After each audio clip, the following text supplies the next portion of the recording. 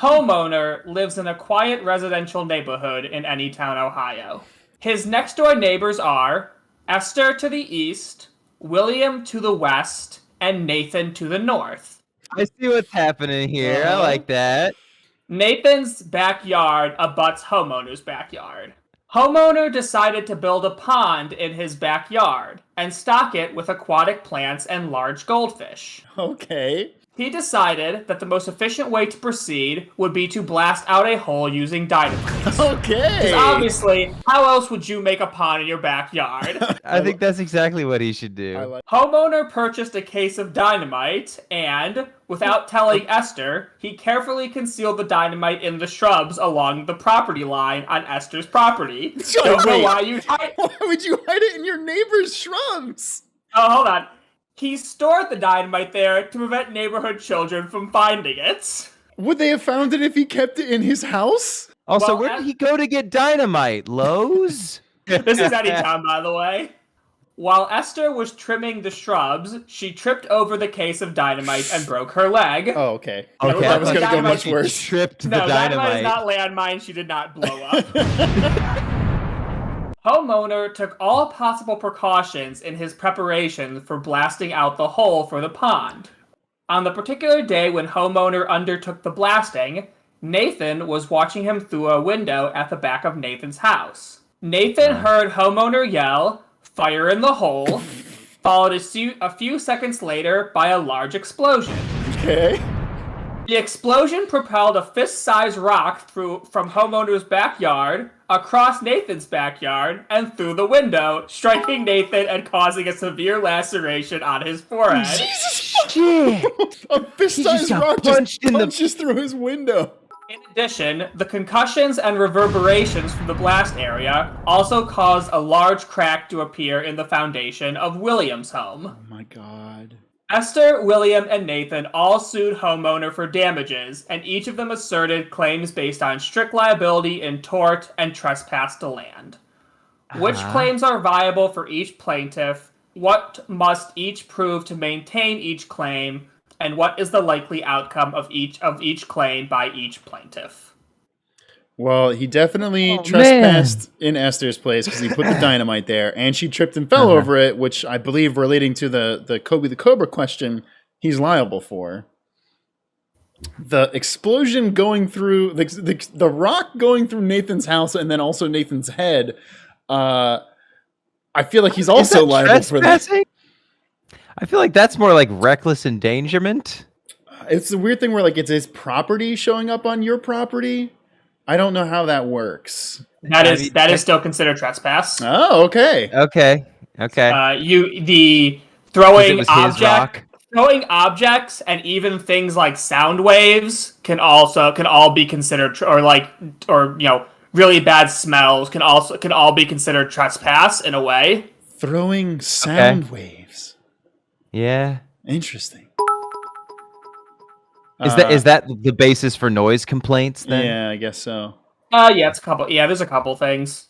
And then the last person just had property damage, right? Yes. Their foundation. I don't know if that counts as trespassing.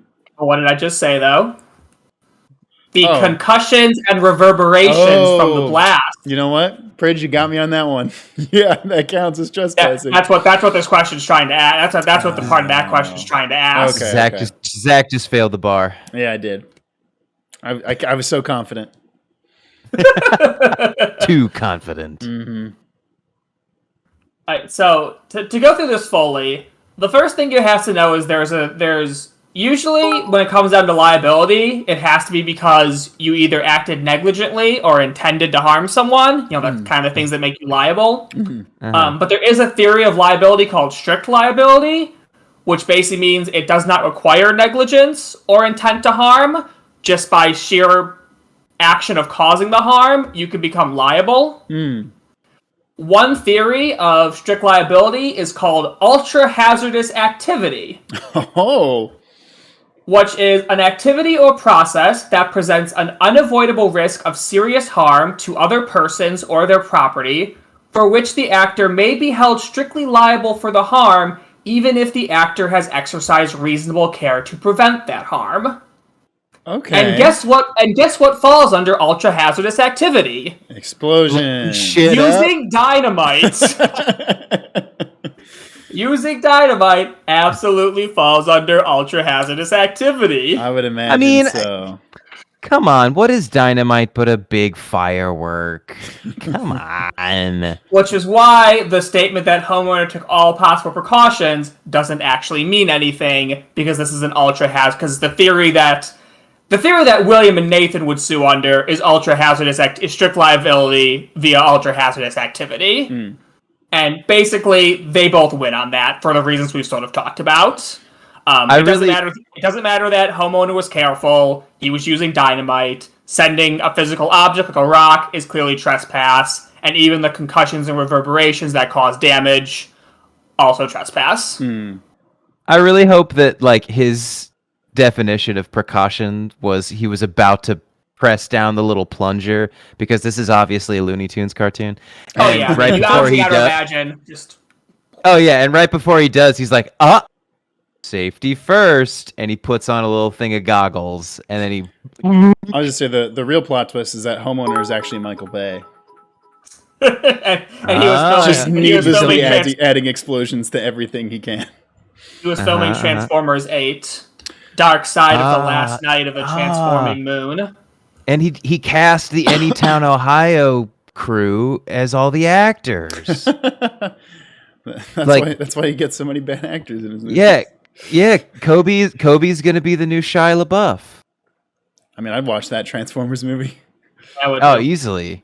And then obviously Esther's thing is much more simple. You put a box on the property line. She tripped on it. That don't hide things on. Don't hide things when they crosses property lines. Kind of much more simple and obvious. Yeah. So basically, homeowner's liable to everyone for everything. There you go. But Don't use just use a shovel, my dude. Or get one of those cat, or like rent a cat excavator or something. Right. what if he throws like a really rad pool party and invites them all over and is like, You mean in his pond for aquatic plants and goldfish? Yeah. Yeah. But it's Exactly. they're really cool goldfish, though. Yeah. And They he's can do like, are we tricks. all square? Hey, really quick, before you scroll to the next video, if you're enjoying the crazy tales of Anytown, Ohio and want to rep your favorite fictional town, head over to etsy.com/shop/savedatateam and check out our Anytown, Ohio branded merch. They're stylish, comfortable, and even Cobra-proof.